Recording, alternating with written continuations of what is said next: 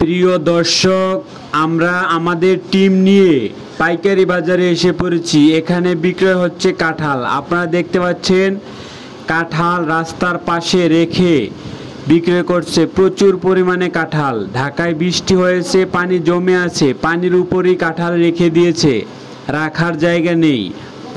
আজ জানাবো আজকে বাজারে কত করে বিক্রয় হচ্ছে কাঁঠাল। আপনারা দেখতে পাচ্ছেন ব্যাপারীরা প্রচুর পরিমাণে কাঁঠাল এনেছে।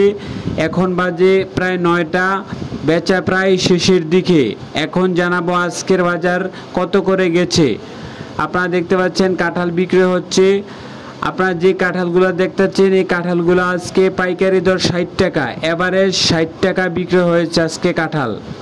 এই কাঁঠালগুলা আজকে বড় কাঁঠাল বিক্রয় হয়েছে 100 টাকা, 120 টাকা এভারেজ পাইকারি।